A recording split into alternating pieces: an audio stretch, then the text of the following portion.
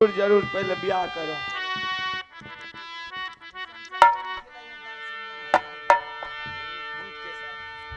सोना रानी, जैसे तूने 12 वर्ष तक भेड़ा बना करके दुबी चटाई, आज अपने कोठे का दुल्हन नहीं बनाऊं तो मेरा नाम नहीं सुरमल।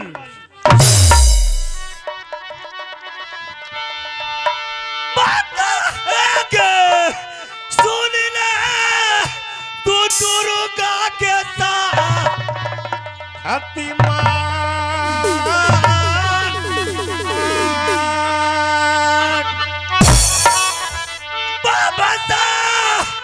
दहीना के देवी आगे झूला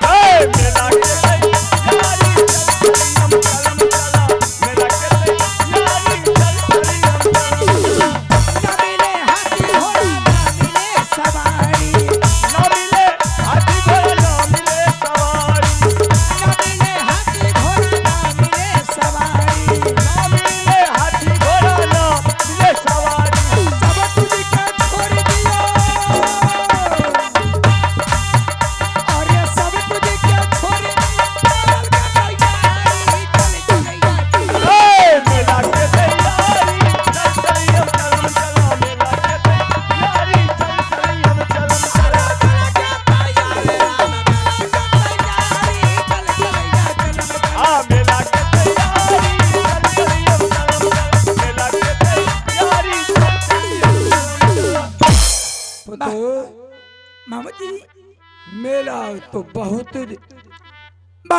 मामा जी मेला तो बहुत शान की है। हाँ, लेकिन झूला भी बहुत के शान का है।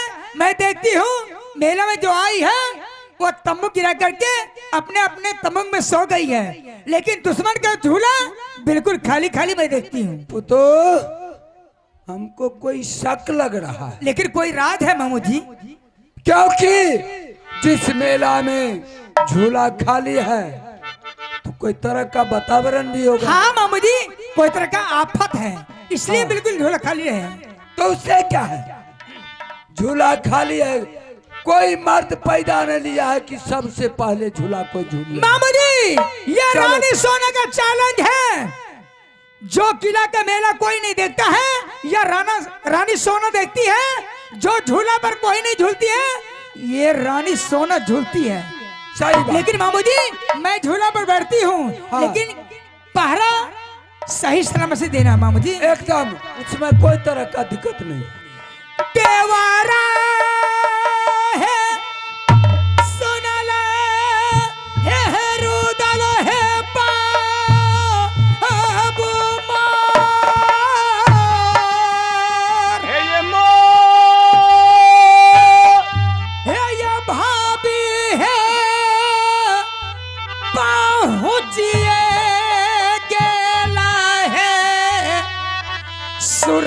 सुरमलपुर ये नागराने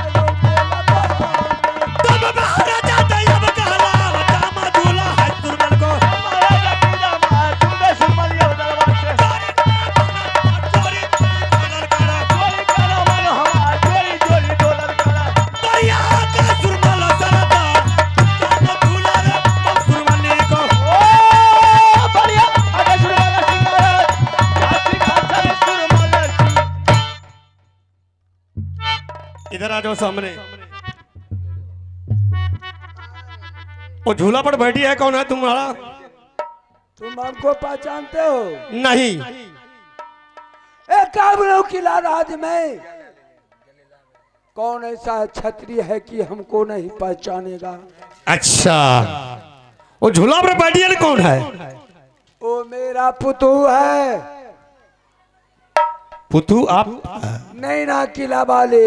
ऐसे बोलिए। और मेरा घर पड़ता है किला उड़ियल। जो मैं पूछ रहा हूँ उसका जवाब दो। बोल बोल बोल। अभी 5 मिनट में झूला खाली करवाओ। झूला आज तक कोई मायका लाल पैदा नहीं लिया कि झूला पर से कोई उठा देगा सबसे पहले। क्या झूला खाली नहीं करेगा? नहीं। जब खाली हो गया तो खाली हो गया। हमसे लड़ने में अगर तू जीत जाएगा तब सुन लिया जाए। हेरे कहमाला का भुई भुयारी, हेरे कहमाला लागो खासर मक्का हेरे कोना कुल के बालक तू लाग, हेरे नाम बता दे तू सुरमल सिंह जाग, रगरा मत हरे अब मेलाम, जल्दी बता दे।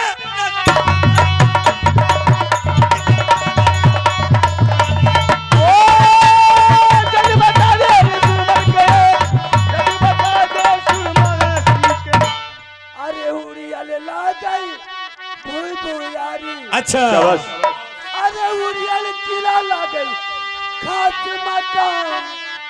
अरे छतरी कुल के बालक लगी है।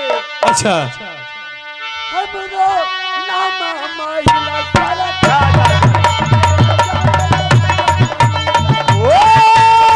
हमरा नाम महिला सारा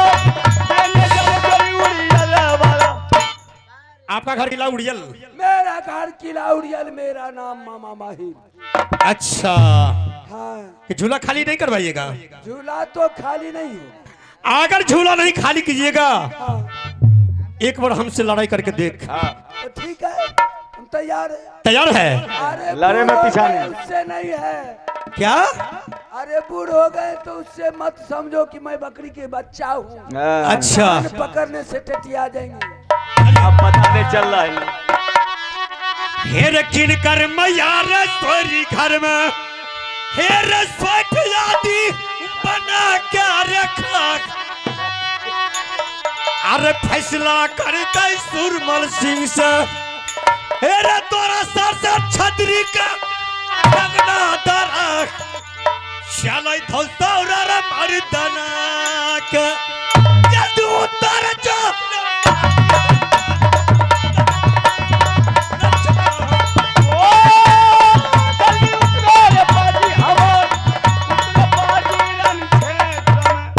तू क्या समझ गए बकरी के बच्चा? अच्छा, अरे कान पकड़ने से जरे टटिया। अरे माहिल का मैया रे सोरी घर में। अच्छा, अरे सोखिया दी बना कर खाई। अरे बिगड़ल बेटा उड़ियल वाला, वाह वाह वाह, क्या बात। जल्दी उतरो रे खेतों में।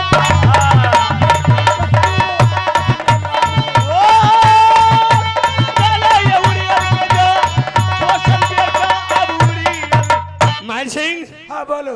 इसका मतलब लड़ाई देना। अरे बूढ़ा कहता फिर शान वही है। चलो उतर जाइए। ठीक है चलो।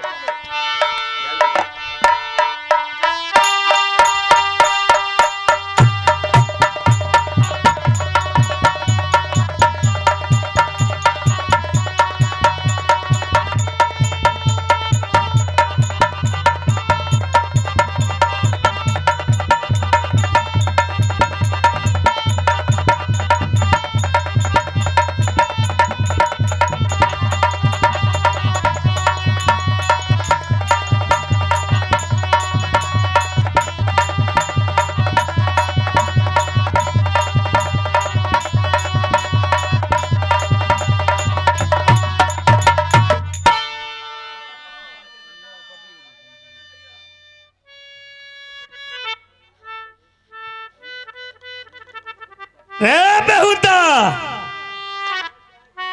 तुम तो घर को भाग गया। जैसे इंसान समय को फुला करके खींच देता है, चकाचक हो जाता है, आज उसी तरह तुमको चकाचक कर देता है।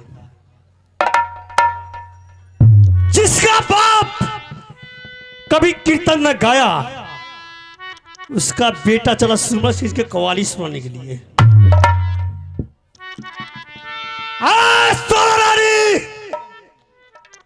अब तुम्हें झूला सभा नहीं देती है।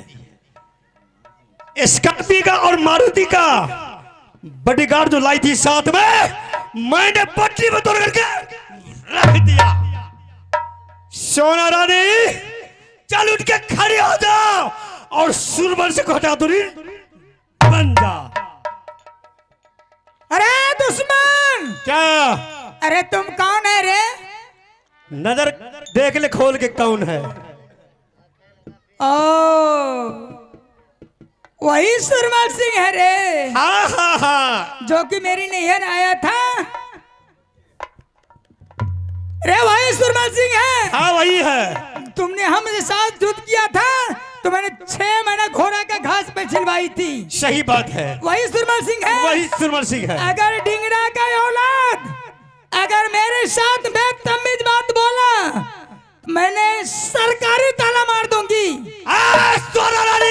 बोल। कोई माँ का सुरमा पैदा नहीं लिया है कि कोई सुरमा सिंह के सरकारी ताला मार देगा। अरे कोई माँ का लाल जोधा पैदा नहीं लिया है जो कि सोना रानी के बाहों में थम सकता है। सोना रानी, बोल सुरमल सिंह। या अगर तुम्हारी पास इंसानियत है, भलाई है, आजा मेरे कंधे पर बैठ जा, आराम से चल सुरमलगर। क्या सुरमलगर? हाँ, हे रखी न कर मैया, रसोई घर में ये रसोई ठयादी बना के रखा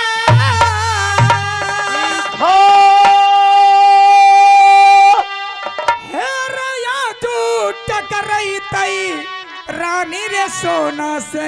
अच्छा हे रे राजा सुनो सुरमल सिंह राजा रे बिगड़ल बेटी है नैना के रे तब तो देखो गजब कार्य मार हे रे उतरो डिंगरा रण क्षेत्रों में तब तो चली है जादू के रे मार बिगड़ल बेटी रे है नैना की।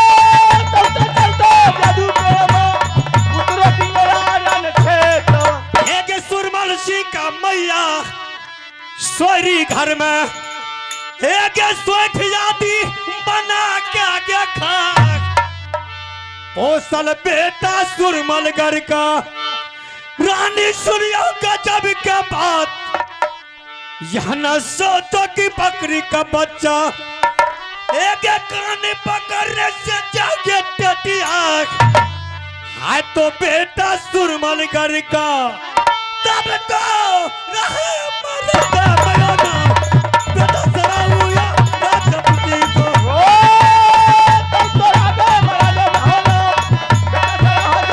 अरे हादी बिगड़ गई डिंगरा ये रहता सारो में अच्छा रे घोड़ा बिगड़ गई बिना चाबुक के रहता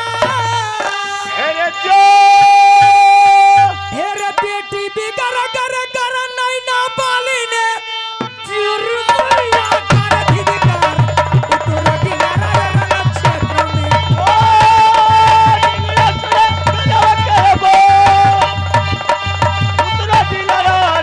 एक जय बनमा में सुरमल सिंगर जय एक कतना छतरी का पतला कलजा कतना तिरिया का घाव के गिर गए एक बगबा जंगल से जाके बरक थारे बगिनिया का सुरमल गदू है बगबा करे चोरी बाप अरे बाप अपना बचबई रे ओ जंगली में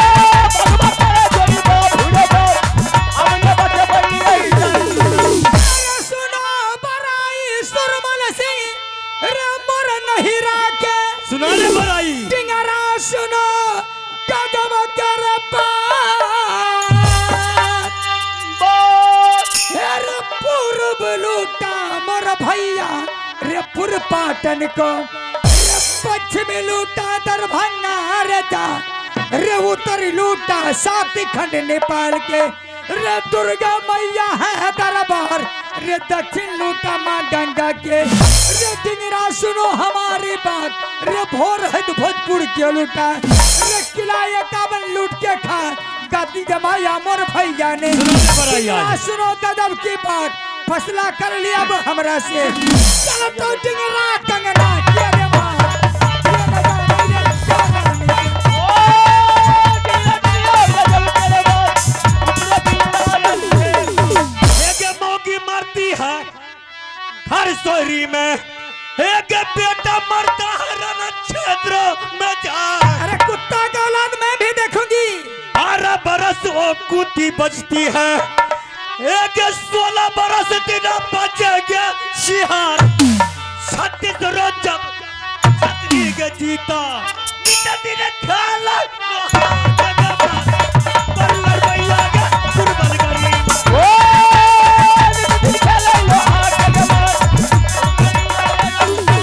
काली तो हमें डिंगरा यार कन्हैया रे कूद गए रे पवन भी रे कूद गए रे लंका में जा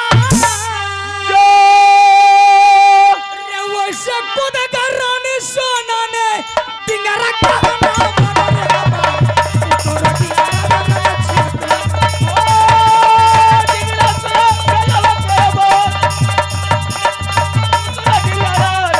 सुरमल सिंह बोल अगर सोना रानी के बाहों थमने के लिए चाहती है हाँ तो मेरी साथ में बाजी लगा।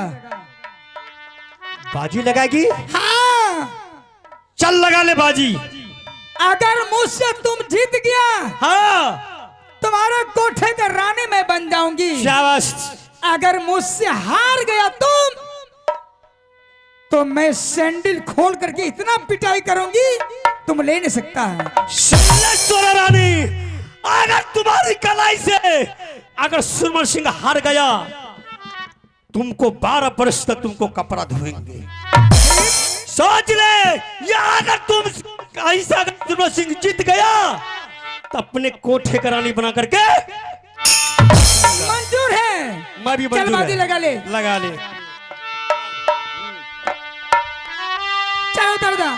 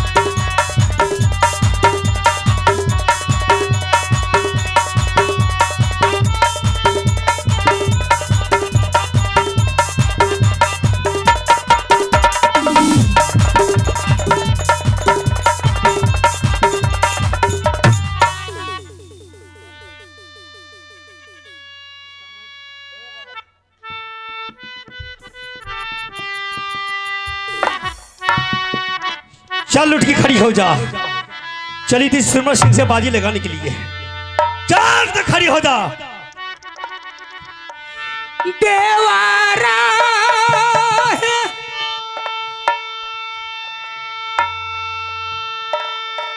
सुनला है रुदला पा अब है माँ है ये मो है ये भाऊजी है हरिये गेला है सुरमलपुर नागरा में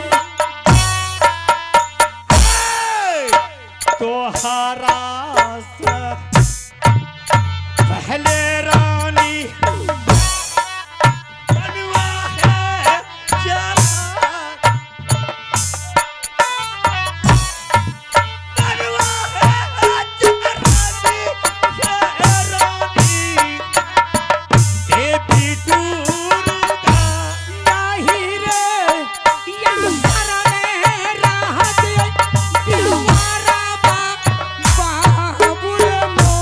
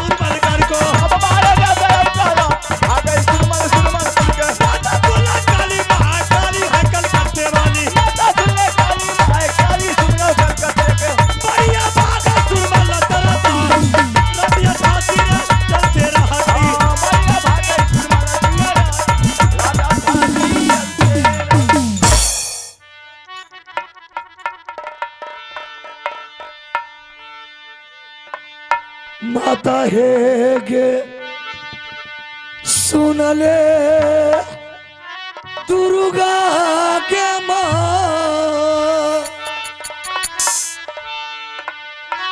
राही राही याद किला मो